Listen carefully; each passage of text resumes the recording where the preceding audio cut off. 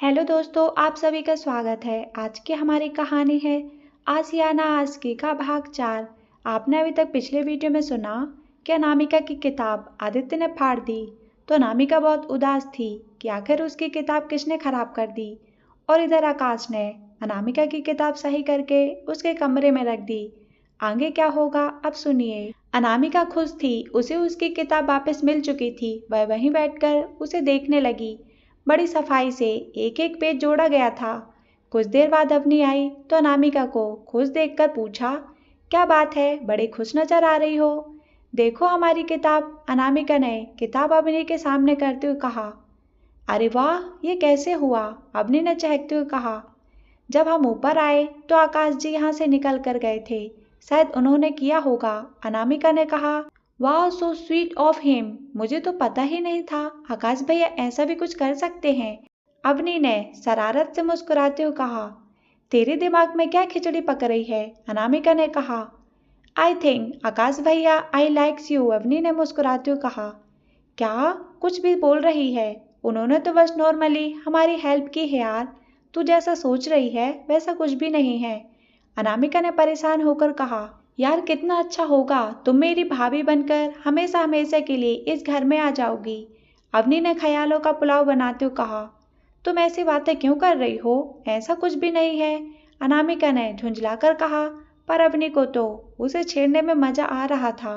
उसने कहा, कल ही घर में सबको बताती हूँ आकाश भैया के बारे में, हमें तुमसे बात नहीं करनी, अनामिका ने नाराज होते हुए कहा और उठकर दरवाजे की ओर गई। जैसे ही दरवाजा खोला, सामने से आते आकाश से टकरा गई। अवनी, तुमने मेरे लैपी का चार्जर, आकाश ने अंदर आते हुए कहा, लेकिन आगे के शब्द उसके गले में ही अटक गए। उसने अनामिका को देखा और कहा, सॉरी, वो मैंने ध्यान नहीं दिया। कहते हुए आकाश ने अनामिका के सामने से हटा और अवनी की ओर आकर कहा, लैपटॉप का चार्जर कहाँ है। अवनी शरारत से दरवाजे पर खड़ी अनामिका को देखकर मुस्कुरा रही थी। उसने हाथ से टेबल पर रखे चार्जर की ओर इशारा कर दिया। आकाश ने उठाया और लेकर बाहर निकल गया। अनामिका ने दरवाजा वापस बंद कर दिया और आकर खामोशी से बेड पर बैठ गई। अवनी उसके पास आई और कहा, अरे यार, मैं तो बस मजाक कर रही थी, अब मुस्कुरा भी दे। अनामिका को चुप देखकर अवनी ने उसे गुदगुदाना शुरू कर दिया और आखिरकार अनामिका हंस पड़ी। दोनों सहेलियां साथ बैठकर पढ़ाई करने लगी। अगले दिन दोनों साथ साथ कॉलेज चली गईं। अनामिका धीरे धीरे सबसे घुलने मिलने लगी थी। दादी माँ के पास बैठकर तो वो हमेशा कोई न कोई कहानी सुना करती थी। घर में सब उसे पसंद करते थे। रघु भी दीदी दीदी कह के उसके हर काम कर देता था। बस एक आदित्य ही था जिससे अनामिका बचती रहती। संडे शाम अनामिका परेशान से कमरे के बाहर हॉल में हाथ में किताब लिए यहाँ से वहाँ घूम रही थी। अवनी जैसे ही ऊपर आई, अनामिका को देखकर उसके पास आई और कहा, क्या हुआ। अनामिका ने अवनी को बुक का एक चैप्टर दिखाकर कहा, ये समझ नहीं आ रहा है, बस इतनी सी बात, लाओ मैं समझाती हूँ। कहकर अवनी ने बुक ली और चैप्टर देखने लगी, लेकिन अगले ही पल उसे महसूस हुआ कि वो तो सच में टफ था। उसने अनामिका की ओर देखा और मासूमियत से कहा, यार ये तो मुझे नहीं पता, हम कल सर से पूछ लेंगे, अनामिका ने कहते हुए वापस लेनी चाहिए। लेकिन अवनी ने कहा, वेट, आकाश भैया की इंग्लिश बहुत अच्छी है, वो समझा देंगे। अनामिका उसे रोक पाती इससे पहले ही अवनी ने वहां से गुजरते हुए आकाश से कहा, आकाश भैया जरा सुनिए। अवनी की आवाज़ सुनकर आकाश वहां आया और कहा, हाँ अवनी। वो अनामिका को एक टॉपिक समझ नहीं आ रहा, आप समझा देंगे प्लीज, अवनी ने बड़े प्यार से कहा। अनामिका की बात हो और हमारे आकाश भैया मना कर दे, ऐसे भला हो सकता है। आकाश तुरंत मान गया और अनामिका से किताब लेकर देखते हुए कहा, ये तो बहुत इजी है, आइए। अवनी, तुम्हें भी तो टॉपिक समझ नहीं आया था ना, चलो तुम भी देख लो। कहते हुए अनामिका अवनी को भी जबरदस्ती अपने साथ लेकर आई और तीनों कुर्सियों पर बैठ गए। आदित्य अपने कमरे में था। संडे को वह कहीं नहीं जाता था। वे तीनों उसके रूम से कुछ ही दूर बैठे थे। उनकी आवाज से आदित्य की नींद टूट गई। वह बाहर आया, तीनों को साथ देखकर वापस अपने कमरे में गया और दरवाजा जोर से बंद कर दिया, जिसकी आवाज से तीनों का ध्यान उस ओर गया। आकाश एक बार फिर उन्हें समझाने में लग गया। तभी उसका फोन बजा। एक्सक्यूज मी कहकर आकाश उठा और कुछ दूर जाकर फोन पर बात करने लगा। आकाश ने कहा, हेलो। हेलो, आकाश व्यास बात कर रहे हैं। जी हाँ, कहिए। आकाश जी, बिजनेस में आपका बहुत नाम सुना है। मैं आपके साथ डील करना चाहता हूँ। क्या हम अभी मिल सकते हैं? आकाश ने कहा, कहाँ अभी? लेकिन आज संडे है और ऑफिस भी बंद है। क्या हम कल मिलें? आकाश जी, सिर्फ 10 मिनट की मीटिंग काफ़ी होगी। वैसे भी आज रात मुझे दिल्ली के लिए निकलना है। आकाश ने अनामिका को देखा, जिसका ध्यान किताब में ही था। अनामिका को छोड़कर जाने का उसका मन नहीं हुआ। उसने कहा, सॉरी, आज नहीं मिल सकते। कहते हुए जैसे ही आकाश फोन रखने को हुआ, दूसरी ओर से आवाज आई, प्लीज प्लीज फोन मत काटना। देखो, पूरे 100 करोड़ की डील है। आकाश सोचने लगा और फिर कहा, कहाँ मिलना है? एड्रेस मैं आपको मेल कर देता हूँ, कहकर सामने वाले ने फोन काट दिया। आकाश अवनी और अनामिका के पास आया और कहा, आई एम सो सॉरी, किसी मीटिंग की वजह से मुझे भी निकलना होगा। मैं आकर समझाता हूँ। कोई बात नहीं, हम मैनेज कर लेंगे। आपको जाना चाहिए, काम पहले है, अनामिका ने सहजता से कहा। आकाश अवनी और अनामिका को सॉरी बोलकर निकल गया। तैयार होकर वह बाहर आया, तब तक सामने वाली पार्टी का मैसेज भी आ चुका था। आकाश ने नीचे जाते हुए मैसेज देखा। लोकेशन बहुत दूर की थी, आने जाने में 3-4 घंटे लग जाने थे, लेकिन आकाश उसे हाँ कह चुका था, इसलिए उसे जाना पड़ा। उधर अवनी और अनामिका खुद से समझने की कोशिश कर रहे थे, लेकिन सब ऊपर से जा रहा था। यार, ये इतनी बोरिंग किताबें लिखता कौन है? मुझे तो इन्हें देखकर ही चक्कर आ रहा है। अवनी ने अपनी बुक बंद करके रखते हुए कहा। आकाश जी तो चले गए, अब ये कैसे पढ़ें? अनामिका ने भी अपनी किताब बंद करते हुए कहा। तभी आदित्य अपने कमरे से निकला, घूमते घामते वह अवनी के पास आया और कहा, और मोटो, क्या हो रहा है? आदित्य प्यार से अवनी को हमेशा इसी नाम से बुलाया करता था। अवनी ने उदास होकर कहा, टॉपिक समझने की कोशिश, लेकिन आकाश भैया को फोन आया और वो चले गए। तुम उस डफर से पूछ रही थी? उनके खुद के असाइनमेंट तो मैं करता था कॉलेज में। आदित्य ने सेकी बघारते हुए कहा। वो अच्छा पढ़ा रहे थे, अनामिका ने धीरे से कहा। Oh really, so tell me, क्या समझ आया? आदित्य ने कहा। आदित्य के इस सवाल पर दोनों चुप हो गई। सच तो ये था कि आकाश ने अब तक उन दोनों को जो समझाया वो सब उनके ऊपर से ही गया था, क्योंकि आकाश एक बिजनेस पर्सन था और उसके बात करने का तरीका भी वैसा ही था। दोनों को चुप देखकर आदित्य जाने लगा तो अवनी बोल उठी, अच्छा, आपको ज्यादा आता है तो आप समझा दो। आदित्य रुका और पलटकर वापस आया। उसने सामने पड़ी अनामिका की किताब उठाई और टॉपिक पढ़ने के बाद खाली पड़ी कुर्सी पर बैठ गया। आकाश जो 15 मिनट में नहीं समझा पाया, वो आदित्य ने 3 मिनट में समझा दिया। अनामिका को ये देखकर बहुत हैरानी हो रही थी कि आदित्य जैसा कॉम्प्लिकेटेड बंदा इतना टैलेंटेड है। आदित्य ने आगे समझाते हुए अवनी से कहा, 1 कप कॉफी। अवनी को तो बस पढ़ाई से बचने का बहाना चाहिए था, इसलिए उसने जल्दी से उठते हुए कहा, हाँ भाई, अभी मैं आपके लिए एक स्ट्रॉन्ग सी कॉफी बनाकर लाती हूँ। अनामिका उसे रोक सकती, इससे पहले वह वहां से चली गई। आदित्य और अनामिका अकेले थे, दोनों एक दूसरे के सामने बैठे थे। आदित्य ने बुक उठाई और नेक्स्ट चैप्टर पढ़ने लगा। अनामिका की नज़र उस पर गई, वह बड़े गौर से किताब को देख रहा था। अनामिका की आंखें उसके चेहरे पर जम सी गईं। कितना मासूम दिखता था आदित्य जब खामोश रहता था। उसकी आंखों में एक चमक थी और चेहरे पर एक आकर्षण जो किसी को भी अपनी ओर खींच सकता था। आदित्य ने किताब टेबल पर रखकर अनामिका को देखे बिना कहा, इसे समझने के लिए तुम्हें प्रैक्टिकली समझना होगा, जैसे कि नॉर्मल लाइफ से कोई एग्जाम्पल ले लो। कहते हुए बस उसे चैप्टर के बारे में समझाने लगा। अनामिका बड़े ध्यान से कभी किताब को तो कभी आदित्य को देखती। वो जैसे जैसे बोलता जा रहा था, अनामिका पलकें झपका रही थी। आदित्य ने बड़ी आसानी से उसे सब समझा दिया। जब बैठे बैठे थक गया तो खड़े होकर इधर उधर घूमते हुए अनामिका को लाइन समझाने लगा। अनामिका भी सब इम्पोर्टेंट लाइंस को लिखते जा रही थी। एक जगह लाइंस ऐसी थी कि आदित्य रुक गया और खामोश हो गया। अनामिका ने उसको देखा तो उसने वह लाइन छोड़कर आगे पढ़ना शुरू किया। अनामिका की नज़र उस छोड़ी हुई लाइन पर गई तो वो मुस्कुरा उठी और कहा, रहने दीजिए, इसके आगे हम खुद से पढ़ लेंगे। हाँ, आदित्य ने बुक बंद करते हुए कहा। अवनी अभी तक कॉफी लेकर नहीं आई थी। आदित्य ने सीढ़ियों को देखकर कहा, कामचोर लड़की। अनामिका ने देखा आदित्य अपनी कॉफी के लिए ऐसा बोल रहा है तो उसने कहा, हम ले आते हैं। आदित्य ने कहा, क्या? कॉफी आपके लिए, अनामिका ने कहा। तुमसे किसने कहा मुझे कॉफी पीनी है? आदित्य ने बोला। तो अभिनी को इसलिए तो भेजा था, अनामिका ने कहा। हाँ कहा था, पर अब मन नहीं है। आदित्य ने कहा, आप बहुत अच्छा पढ़ाते हैं, फिर आप क्यों खुद का इंस्टीट्यूट शुरू क्यों नहीं करते? अनामिका ने कहा। आदित्य ने अनामिका की किताब उठाई और उसके सामने करके कहा, ये क्या है? किताब है, अनामिका ने कहा। तो अपना दिमाग इसमें लगाओ, मुझ में नहीं, आदित्य ने कहा और किताब उसके हाथ में थमा दी। तभी पीछे से अवनी आ गई। आदित्य चला गया तो अनामिका ने गुस्से में बुदबुदाते हुए कहा, सड़ू। कौन? अवनी ने कहा, तुम्हारा ये भाई और कौन? ये क्या हमेशा ऐसे ही बात करता है? अनामिका ने खींचते हुए कहा, उसका कुछ कह नहीं सकते अनामिका, वो कब खुश होता है कब गुस्से में। कभी कभी तो लगता है जैसे वो मेरा और आकाश भैया का भाई है ही नहीं, अवनी ने कहा। अनामिका को खामोश देखकर अवनी ने कहा, अरे छोड़ो, तुम क्यों खामखा उस गधे के लिए अपना मूड खराब कर रही हो, चलो नीचे चलते हैं। अपनी और अनामिका नीचे चली आई। अनामिका ने देखा आदित्य डाइनिंग टेबल पर बैठा फोन में व्यस्त है। अनामिका किचन में चली आई। राधा को कॉफी बनाते देखकर अनामिका ने कहा, आंटी दीजिए, हम बना देते हैं।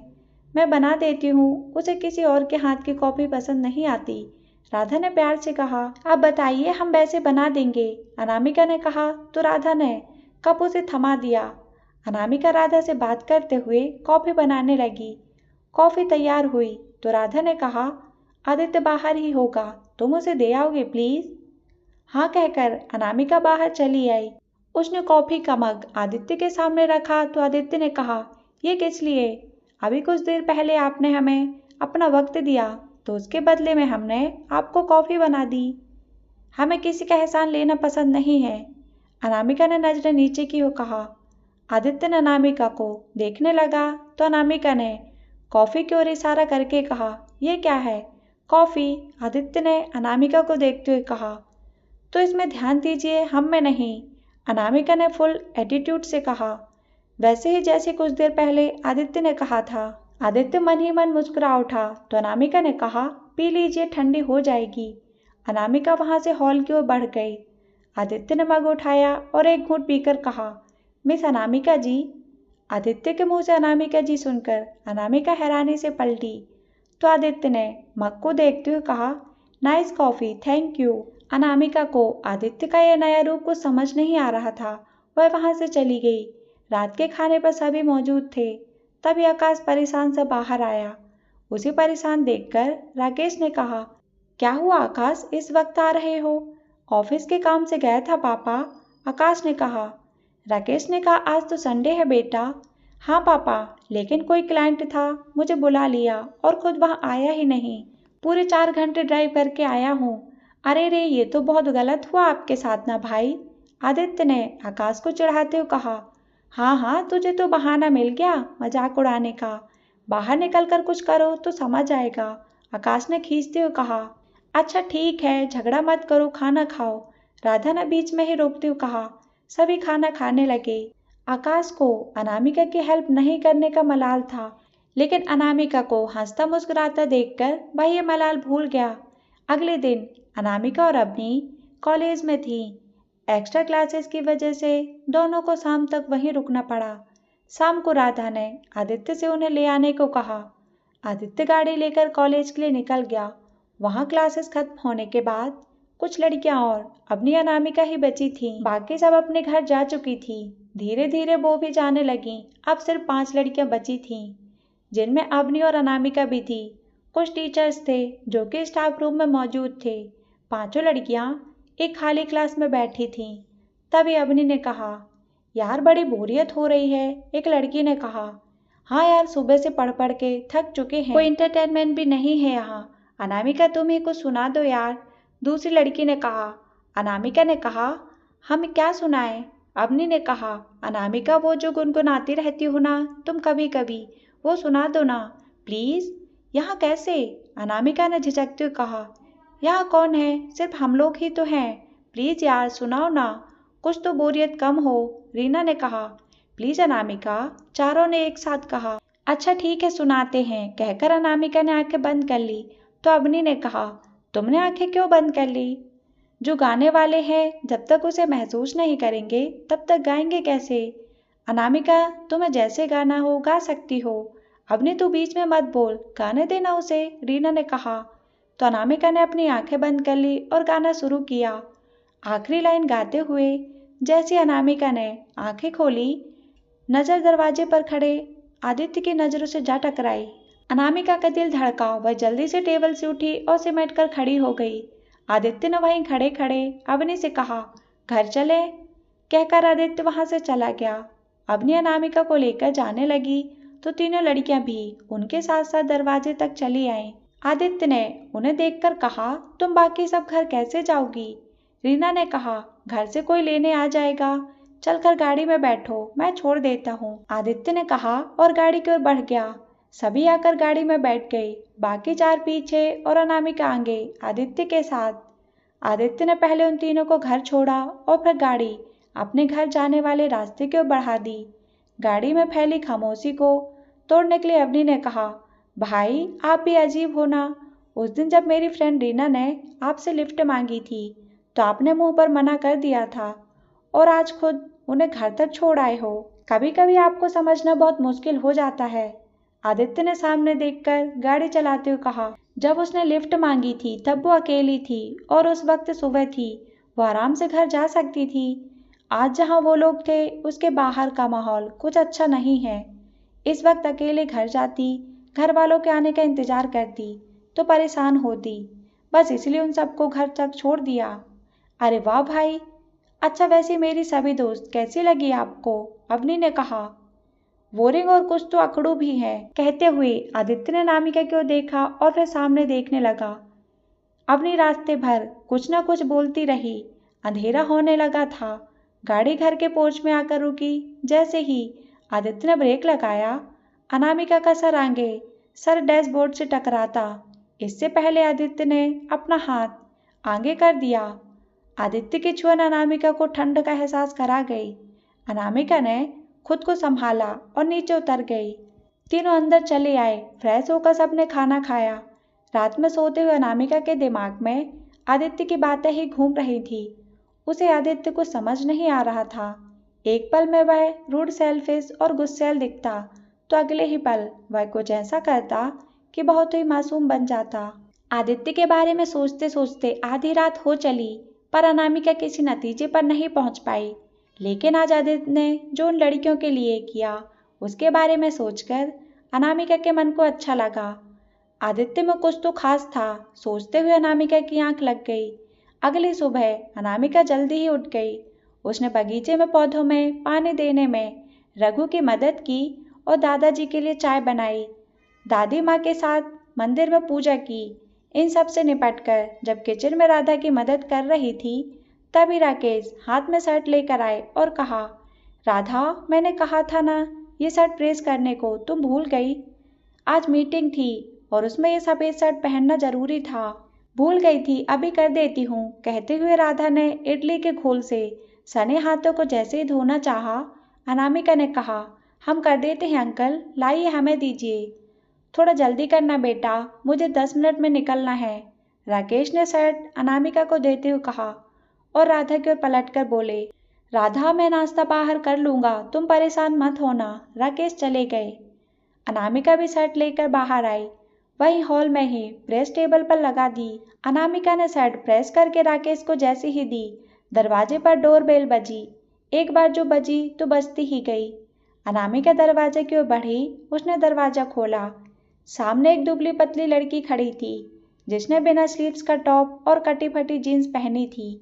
आंखों पर फैशन वाला चश्मा लगाया हुआ था। उसके एक हाथ में पर्स था, दूसरे में मोबाइल। पैरों में हील्स वाले सैंडल और कानों में बड़े बड़े गोल्ड ईयररिंग्स थे। लड़की ने चश्मा उतारा और अनामिका को ऊपर से नीचे तक देखकर कहा, दरवाजा खोलने में इतना टाइम लगता है क्या? अनामिका ने कोई जवाब नहीं दिया तो लड़की ने उसे साइड किया और अंदर चली आई। अनामिका भी उसके पीछे पीछे अंदर आई। तब तक लड़की सीढ़ियों से होते हुए ऊपर चली गई। अवनी नीचे आई तो अनामिका ने कहा, ये कौन है? अवनी ने लड़की को देखा और ऊँगते हुए कहा, वो आदित्य भैया की गर्लफ्रेंड है, मोना। अनामिका ने जैसे ही सुना मोना आदित्य की गर्लफ्रेंड है तो उसे यकीन ही नहीं हुआ। उसे सोचता देखकर अवनी ने कहा, आओ बताती हूँ सब। अवनी अनामिका दोनों आकर सीढ़ियों पर बैठ गई तो अवनी कहने लगी, भाई जब कॉलेज में थे तब से मोना हाथ धोकर उनके पीछे पड़ी थी, लेकिन भाई ने कभी उसे भाव नहीं दिया। कॉलेज के आखिरी साल में ना जाने क्या हुआ, भाई उसके साथ वक्त बिताने लगे और धीरे धीरे वो भाई की गर्लफ्रेंड बन गई। घर में तो वो किसी को पसंद नहीं है, यहाँ तक कि रघु को भी नहीं। पता नहीं भाई को उसमें ऐसा क्या दिख गया। घर में सिर्फ मम्मा भी बस भाई की खुशी के लिए मोना से बात करती हैं, बाकी कोई उसके आसपास भी नहीं भटकता। ऐसा क्यों? अनामिका ने पूछा। देखा नहीं तुमने उसको, कितनी अजीब है वो, कपड़े पहनने का ढंग ना बात करने का ढंग। अवनी ने मुंह बनाकर कहा। अनामिका को एक अजीब सी खुशी का एहसास हुआ ये जानकर कि घर में कोई भी मोना को पसंद नहीं करता। उसने अवनी से कहा, आदित्य को वो क्यों पसंद है फिर? आदित्य भैया कहाँ नॉर्मल है, वो भी तो अजीब ही हैं। कभी कभी लगता है दोनों एक दूसरे के लिए सही हैं, झेल लेंगे एक दूसरे को। अवनी ने कहा तो ये सुनकर अनामिका की खुशी पल भर में गायब हो गई और उसने चिढ़कर कहा, झेलने से तुम्हारा क्या मतलब है? जिंदगी क्या ऐसे कट जाएगी? क्या बात है, तुम्हें आज आदित्य भैया की बड़ी परवाह हो रही है। मोना के नाम से कहीं जल तो नहीं रही हो ना तुम? अवनी ने छेड़ते हुए कहा। हम क्यों जलेंगे, जिस तरह के बदतमीज वो है ना, उसके लिए मोना ही ठीक है। अनामिका ने कहा। हाँ इतना भी बुरा नहीं है यार, तुमने अभी उसे ठीक से जाना नहीं, इसलिए बोल रही हो। अवनी ने कहा। उन्हें जानने में हमें कोई दिलचस्पी नहीं है, हमारे पास और भी बहुत से काम हैं। अनामिका ने चिढ़ते हुए कहा। यह चिढ़ और गुस्सा आदित्य की जिंदगी में मोना के आने से था या फिर किसी और वजह से, अनामिका भी नहीं जानती थी। अवनी बस खामोशी से उसके चेहरे पर आते जाते भावों को देख रही थी। अवनी को खामोश देखकर अनामिका वहां से चली गई। अनामिका के जाने के बाद अवनी ने मन ही मन कहा, कुछ तो गड़बड़ है। अवनी बेटा वहां क्या कर रही हो, चलो चलकर नाश्ता करो, दादाजी ने पास से गुजरते हुए कहा। अवनी उठी और दादाजी की बाह पकड़कर कहा, हाँ दादू चलिए, तुम्हारा बचपना अभी तक नहीं गया। कहते हुए दादू और अवनी नाश्ता करने आ गए। राकेश पहले ही ऑफिस के लिए निकल चुके थे, आकाश भी साथ ही चला गया था। नाश्ते के टेबल पर सिर्फ दादा दादी, अनामिका और अवनी थे। राधा सबके लिए नाश्ता परोस रही थी। दादी ने देखा और कहा, बहू राकेश और आकाश कहाँ हैं? माँ जी वे दोनों सुबह ही निकल गए, आप खाइए। राधा ने प्लेट उनके ओर बढ़ाकर कहा। वो तो ठीक है, पर आदित्य कहाँ है, आज नाश्ता नहीं करेगा वो? दादी ने कहा। भाई ऊपर अपनी मोना के साथ बिजी है दादी माँ, अवनी ने कहा। तो राधा ने उसे घूर कर देखा और फिर दादी से कहा, शायद मोना आई होगी, ऊपर होगा उन दोनों का नाश्ता, मैं रघु के साथ ऊपर ही भिजवा दूंगी। उस लड़की का मुझे तो कुछ समझ नहीं आता राधा, माना उसकी दोस्त है, पर इस तरह घर आना जाना और अकेले में साथ रहना क्या सही लगता है तुम्हें? दादी ने सोचते हुए कहा। अरे तुम भी ना, बच्चे हैं, बच्चों को प्राइवेसी चाहिए, दादाजी ने कहा। माँ जी आदित्य को मोना पसंद है, ऐसे में आप और हम क्या कर सकते हैं? राधा ने सहजता से बिना किसी भाव से कहा। आदित्य को पसंद है, लेकिन उसके लिए क्या सही है और क्या नहीं, ये तो तुम बता सकती हो ना बहू, दादी ने कहा। नाश्ता ठंडा हो रहा है माँ जी, आप लोग खाइए, मैं चाय लेकर आई। कहते हुए राधा माँ जी के सवाल को नजरअंदाज करते हुए वहां से चली गई। चारों चुपचाप नाश्ता करने लगे। अनामिका के मन में कई सवाल थे कि आखिर ये जानते हुए भी कि मोना आदित्य के लिए ठीक नहीं है, फिर क्यों वो चुप थी। खैर सभी नाश्ता कर ही रहे थे कि तभी आदित्य और मोना वहां आए।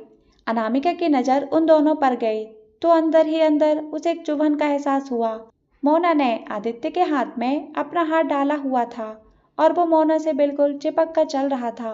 दोनों आकर नाश्ते के लिए बैठ गए। राधा सबके लिए चाय ले आई, उसने सबको चाय दी और आदित्य मोना के लिए नाश्ता रखने लगी। राधा ने जो प्लेट आदित्य को दी थी, मोना ने उसे दोनों के बीच रखकर राधा से कहा, आंटी रहने दो, एक से खा लेंगे ना, है ना बेबी? हाँ, आदित्य ने धीरे से कहा। राधा ने दूसरी प्लेट वैसे ही रख दी, वह भी बैठकर नाश्ता करने लगी। अनामिका ने नजर भर मोना को देखा और मन ही मन कहा, इस सड़ू ने इसे पसंद किया है, सोचकर ही हंसी आ रही है, बिल्कुल बंदरिया लग रही है। ये ऊपर से हक तो ऐसे जमा रही है जैसे बीवी हो इनकी। अनामिका को खोया हुआ देखकर अवनी ने उसे कोहनी मारी तो अनामिका को होश आया, वरना वो तो मोना को मन ही मन कितनी गालियां ऑलरेडी दे चुकी थी। नाश्ता करते हुए मोना ने एक हाथ पर आदित्य का हाथ रख लिया। दादी माँ ने देखा तो उन्हें बहुत खराब लगा। वे नाश्ता बीच में ही छोड़कर चली गईं। दादी और राधा समझ गए थे, लेकिन कुछ कहा नहीं। अनामिका और अवनी ने नाश्ता किया और दोनों कॉलेज के लिए निकल गई। रास्ते भर अनामिका के दिमाग में आदित्य और मोना ही घूमते रहे। कॉलेज में क्लासेस खत्म होने के बाद अनामिका बेंच पर बैठी कोई बुक पढ़ रही थी। कुछ देर बाद चपरासी आया और एक लिफाफा अनामिका को थमा दिया। अनामिका को बड़ी हैरानी हुई कि आखिर ये किसने भेजा होगा। एक माँ ही तो थी जो हर हफ्ते उसके लिए खत भेजा करती थी, पर अब तो माँ नहीं रही। तो फिर ये खत? अनामिका ने लिफाफा खोलकर देखा, उसमें एक चिट्ठी थी। अनामिका ने चिट्ठी निकाली और उसे पढ़ना शुरू किया। प्रिय अनु, अनामिका की माँ गीता जी उसे हमेशा इसी नाम से बुलाया करती थी। अनामिका का दिल तेजी से धड़क रहा था। उसने आगे पढ़ना शुरू किया। जब तक तुम ये खत पढ़ोगी मैं इस दुनिया से जा चुकी होंगी। जाते जाते मैंने तुम्हारे लिए कई अनगिनत सवाल छोड़े हैं, जिनका जवाब तुम भी जानना चाहती होगी। मैं कभी तुम्हें खुद से दूर रखना नहीं चाहती थी अनामिका, पर हालातों के आगे मजबूर होकर मुझे करना पड़ा। जिस लाइलाज बीमारी से मैं जूझ रही थी, मैं नहीं चाहती थी तुम्हें उसके बारे में पता चले। मैंने हमेशा तुम्हें उसूलों में बांधे रखा। उनके पीछे की वजह तो मैं जरूर बताऊंगी। मेरे जाने के बाद तुम कैसे रहोगी, कहाँ रहोगी, इसका कोई अंदाजा मुझे नहीं है, पर मैं जानती हूँ तुम इतनी जल्दी हार नहीं मानोगी जितनी जल्दी मैंने मानी थी। तुम्हें एक बहुत बड़ा इंसान बनना है अनामिका, और अपने सपनों को पूरा करना है। मेरा आशीर्वाद हमेशा तुम्हारे साथ रहेगा। यह खत मिलने के 1 महीने बाद तुम्हें दूसरा खत मिलेगा, जिसमें तुम्हारे सभी सवालों का जवाब मिल जाएगा। तुम सोच रही हो अभी क्यों नहीं? माँ हूँ तुम्हारी, जानती हूँ इस वक्त तुम्हारे एग्जाम्स होने हैं और तुम्हें पढ़ने की बहुत ज़रूरत है। मन लगाकर पढ़ना अनामिका, और हाँ, अपना ख्याल रखना। तुम्हारी माँ गीता। अनामिका की आंखों में आंसू बहकर खत पर गिरने लगे। उसे समझ नहीं आया आखिर कौन से राज हैं जो माँ ने उसे बताना चाहती है। आज माँ उसके साथ ना होकर भी उसके साथ थी इन खतों के सहारे। लेकिन इन खतों का क्या मतलब है? अब अनामिका सोच ही रही थी। तभी वहाँ अवनी आई और उसके पास आकर बैठते हुए कहा, यार आज तो बड़ा मजा आया पुनीत सर की क्लास में। अनामिका ने कुछ नहीं कहा, बस नम आंखों से खत को देखती रही। अवनी ने देखा तो कहा, क्या हुआ और तुम्हारे हाथ में क्या है, ये दिखाओ। कहते हुए उसने अनामिका के हाथ से खत लिया और पढ़ने लगी। पढ़ते हुए अवनी के चेहरे के भाव एक जैसे ही थे, लेकिन आखिर में भेजने वाले का नाम पढ़कर उसके चेहरे के भाव एकदम से बदल गए और उसने अनामिका से कहा, ये खत आंटी ने भेजा है। बहुत पहले भेजा था जब वो जिंदा थी, पर आज मिला है। अनामिका ने भारी आवाज के साथ कहा। आंसुओं की वजह से उसका गला रुंध गया था। अवनी को कुछ समझ नहीं आया तो उसने अनामिका से कहा, अनामिका तुम तो राजपूत हो ना, फिर आंटी ने अपने नाम के आगे शर्मा क्यों लिखा है? यही बात तो हम जानना चाहते हैं अवनी, कि हम राजपूत क्यों हैं? हमारे अंदर राजपूतों वाले गुण न होने के बाद भी हमारे नाम के आगे राजपूत लगता है। क्या तुमने कभी देखा है ऐसा राजपूत जो हर बात पर डरता है, सहमता है, दूसरों पर निर्भर रहता है? हम ऐसे ही अवनी, ये सब क्यों है? माँ ने क्यों हमसे छुपाया हम नहीं जानते। कहते हुए वो सिसक पड़ती है। अवनी उसे संभालते हुए कहती है, लेकिन जल्दी ही तुम्हें इन सब के बारे में पता चल जाएगा ना अनामिका, जैसा आंटी ने खत में लिखा है। और किसने कहा है तुम राजपूत नहीं हो? तुम ना तो डरपोक हो और ना ही दूसरों पर निर्भर। तुम्हारे हाव भाव, बात करने का तरीका, तुम्हारा हर चीज, जो देखने का नजरिया, तुम्हारी सादगी और तुम्हारी पर्सनालिटी राजपूतों वाली ही है। बस तुम थोड़ी शांत रहने वाली लड़की हो, पर इसका मतलब ये तो नहीं ना कि तुम राजपूत नहीं हो। हमें तो कुछ समझ नहीं आ रहा अपनी। अनामिका ने उसकी ओर देखते हुए कहा, फिलहाल कुछ समझने की जरूरत नहीं है। एग्जाम्स आ रहे हैं ना, तो दोनों मिलकर पढ़ाई करेंगे और टॉप में आएंगे। आगे का आगे देखेंगे, मैं हूं ना तुम्हारे साथ। अवनी ने अनामिका को गले लगाते हुए कहा और मन ही मन सोचने लगी, अभी तुमसे इस बारे में बात करना बिल्कुल सही नहीं होगा अनामिका, क्योंकि एग्जाम सर पर है और तुम इन बातों में उलझ कर रह जाओगी। जिसका सीधा सीधा असर तुम्हारी पढ़ाई पर पड़ेगा। मामला बहुत पेचीदा है, तुम्हारा अतीत शायद ऐसा है जो तुम्हें हिलाकर रख देगा, और इस वक्त मैं ऐसा कुछ नहीं चाहती। कुछ भी हो, मैं हमेशा तुम्हारे साथ रहूंगी अनामिका। अनामिका को कुछ राहत मिली तो वह अवनी से दूर हुई और कहा, तुम बहुत अच्छी हो अवनी। क्या सच में? अवनी ने चहक कर कहा, हाँ सच में, तुमने हमारे लिए जो किया वो हम कभी नहीं भूल सकते। तुम फिर शुरू हो गई।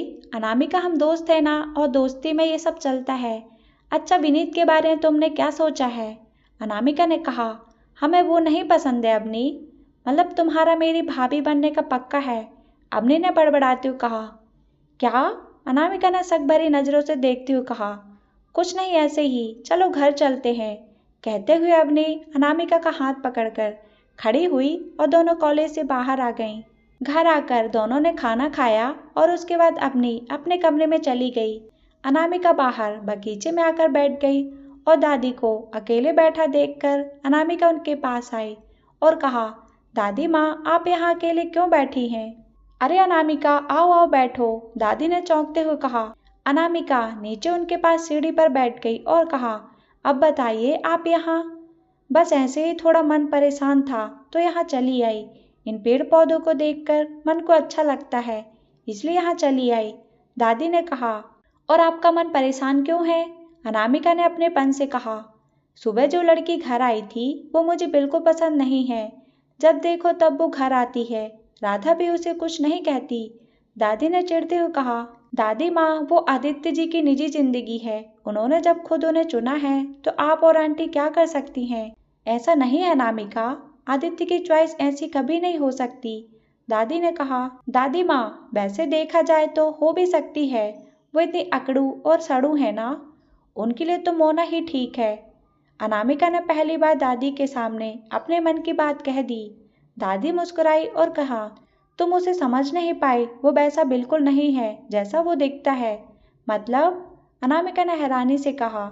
मतलब ये कि आदित्य को आज तक कोई समझ नहीं पाया, उसे समझ पाना इतना आसान भी नहीं है। अनामिका, वो शांत रहने वाला लड़का है, ज्यादा बात नहीं करता, उसे दिखावा करना बिल्कुल पसंद नहीं है, वो सादगी को ज्यादा पसंद करता है। पता नहीं मोना जैसी एडवांस लड़की को उसने कैसे पसंद कर लिया। बचपन में जब मैं उसे कहानियां सुनाती थी तो हमेशा कहता था, दादी, मेरे लिए जो राजकुमारी आएगी ना, देखना वो इतनी सुंदर होगी कि उसे हर कोई पाना चाहेगा, लेकिन वो तो मेरी होगी। पगला, उसे कभी अपनी बात को लफ्जों में कहना ही नहीं आया। बचपन में बहुत जिद्दी था, जो उसका था उसे कभी किसी और को नहीं देता था, पर जैसे जैसे बड़ा हुआ सब बदल गया। अनामिका ने सुना तो मुस्कुरा उठी और कहा, चिंता मत कीजिए दादी माँ, सब सही हो जाएगा। उनकी जिंदगी में उनकी राजकुमारी जरूर आएगी, जो कि सबसे खूबसूरत होगी। दादी भी मुस्कुरा उठी और कहा, तूने खाना खाया? हाँ दादी माँ, और कुछ ज्यादा ही खा लिया, देखो, अनामिका ने अपना पेट दिखाते हुए कहा। तो दादी उसके इस बचपने पर हंस पड़ी। अनामिका भी साथ साथ हंसने लगी। अनामिका हंसती हुई बड़ी प्यारी लग रही थी। जब वो हंसती तो उसकी आंखें बंद हो जाती और उसके होंठों के पास गड्ढे पड़ जाते, जो कि बहुत प्यारे लगते। अनामिका दादी के पास बैठकर उन्हें कॉलेज के बारे में बताने लगी। दादी को अनामिका बहुत अच्छी लगती थी, उसकी सादगी और उसका प्यार से बात करना दादी को बहुत भाता था। कुछ देर बाद दोनों अंदर चली आईं। दादी माँ अपने कमरे में चली गई और अनामिका किचन में राधा के पास चली आई। अनामिका ने हिम्मत करके कहा, आंटी, आपसे कुछ पूछ सकते हैं मोना के बारे में? राधा ने पलटकर कहा, आपको कैसे पता? क्या आपको भी वो पसंद नहीं है? अनामिका ने झिझकते हुए कहा, मेरे पसंद होने ना होने में क्या फर्क पड़ता है बेटा, बच्चों की खुशी में ही सबकी भलाई है। कहते हुए राधा फिर से काम में लग गई। अनामिका ने उनके पास आई और कहा, लेकिन ऐसी खुशी का क्या आंटी, जो आपके चेहरे पर मुस्कुराहट की जगह उदासी ले आए? अनामिका ने ये पूछकर राधा की दुखती रग पर हाथ रख दिया। राधा काम करते करते रुक गई और कहा, कुछ रिश्ते और कुछ लोग हमारे ना चाहने के बाद भी हमारी जिंदगी में शामिल होते हैं, जिन्हें ना हम छोड़ सकते हैं और ना ही साथ रख सकते हैं। सॉरी आंटी, मुझे आपसे ये सब नहीं पूछना चाहिए था, अनामिका ने उदास होकर कहा। इट्स ओके, एक काम करोगी? आदित्य ऊपर है, उसके लिए एक कप कॉफी बना दोगी? राधा ने कहा। हाँ कहते हुए अनामिका प्लेटफॉर्म की ओर गई और कॉफी बनाने लगी। कॉफी बनाते हुए अनामिका सोचने लगी, दादी सही कहती हैं, इस घर में हम किसी को समझ ही नहीं पा रहे हैं। हर हंसते हुए चेहरे के पीछे कोई न कोई दर्द छुपा है। हमने खामखा आंटी को पूछकर परेशान किया। हे शिव भगवान, सब ठीक कर दो ना इस घर में प्लीज। आज आदित्य के लिए कॉफी बनाते हुए अनामिका को जरा भी गुस्सा नहीं आ रहा था। उसने कॉफी बनाई और राधा को दी तो राधा ने कहा, एक काम और कर दो, इसे आदित्य को दे आओगी? अनामिका ने हाँ में गर्दन हिलाई और कॉफी का मग लेकर ऊपर आ गई। आदित्य के कमरे के सामने आकर वह रुक गई। अंदर जाए या ना जाए सोचने लगी और फिर आधे खुले दरवाजे से अंदर झांक कर देखने लगी कि वो यहाँ है या नहीं। तभी किसी ने पीछे से उसके कंधे पर हाथ रखा। अनामिका डरकर जैसे ही पीछे पलटी, पीछे आदित्य से टकरा गई। उसके हाथ में पकड़ी कॉफी आदित्य के हाथ पर आ गिरी तो वह धीरे से चीखा, आउच। अनामिका ने देखा कॉफी आदित्य के हाथ पर गिरी है तो उसने कप नीचे रखा और कहा, आई एम सो सॉरी, वो गलती से गिर गई। I am sorry. मेरे रूम के बाहर क्या कर रही हो? आदित्य ने हाथ को फूंक मारते हुए कहा। वो आंटी ने कॉफी भिजवाई थी, अनामिका ने धीरे से कहा और फिर आदित्य के हाथ को देखकर कहा, आप बैठिए, मैं दवा लेकर आती हूँ। आदित्य को हाथ पर काफी जलन महसूस हो रही थी। साथ ही अनामिका की बेवकूफी पर गुस्सा भी आ रहा था। वह वहीं कमरे के बाहर बड़े सोफे पर बैठ गया। कुछ देर बाद अनामिका आई और वह घुटनों के बल जमीन पर ही बैठ गई। उसने ट्रे नीचे रखा और आदित्य का हाथ पकड़कर उसे ठंडे पानी के बर्तन में डुबो दिया। आदित्य को कुछ आराम मिला, लेकिन कॉफी गर्म होने की वजह से हाथ की त्वचा लाल हो चुकी थी। पानी से बाहर निकालते ही जलन फिर से होने लगी तो उसने वापस हाथ पानी में रख लिया। अनामिका ने हाथ वापस निकाला और फूंक मारते हुए अपने दुपट्टे से उसे पोंछने लगी। आदित्य खामोशी से अनामिका को देखता रहा। अनामिका ने हाथ को सुखाया और फिर दवा लेकर धीरे धीरे उसके हाथ पर लगाने लगी। हाथ जले नहीं, इसलिए वो फूंक मारती जा रही थी। आदित्य ने देखा बालों की एक बड़ी लट उसके गालों पर झूल रही थी, जिसे अनामिका बार बार अपने कंधे से साइड करने की कोशिश करती और वह जिद्दी सी लट वापस उसके गालों पर झूलने लगती। ना चाहते हुए भी आदित्य का हाथ अनामिका के गाल की ओर बढ़ गया और उसने अपनी उंगलियों से अनामिका के बालों को कान के पीछे कर दिया। अनामिका ने खामोशी से आदित्य की ओर देखा तो आदित्य दूसरी ओर देखने लगा। दवा लगाने के बाद अनामिका ने कहा, थोड़ी देर जलेगा फिर ठीक हो जाएगा। आदित्य ने कुछ नहीं कहा, बस अनामिका को देखता रहा। उसका इस तरह से देखना अनामिका के दिल की धड़कनें बढ़ा गया। उसने उठते हुए कहा, हम आंटी जी से कहकर आपके लिए दूसरी कॉफी बनवा देते हैं। अनामिका जैसे ही जाने लगी, आदित्य ने पीछे से कहा, एक्सक्यूज मी, कॉफी तुम बनाकर लाओगी अपने हाथों से और वो भी जल्दी। अनामिका पलटी तो आदित्य अपने हाथ को देख रहा था। अनामिका बड़बड़ाते हुए वहां से निकल गई। कुछ देर बाद वापस आई तो देखा आदित्य वहीं सोफे पर लेटा सो चुका था। अनामिका ने देखा तो धीमी आवाज में कहा, अजीब इंसान है, हमसे कॉफी बनवाकर खुद सो गए। ये तो ना फुल टॉर्चर है हमारे लिए। अब कॉफी क्या करें? जी तो कर रहा है यही कप दे मारे जोर से इनके सर पर। खैर हम ही पी लेते हैं, अनामिका ने एक घूंट भरकर कहा। इससे अच्छी तो अदरक वाली चाय होती है। कहते हुए अनामिका ने कॉफी से भरा कप वहीं टेबल पर रखा और वहां से चली गई।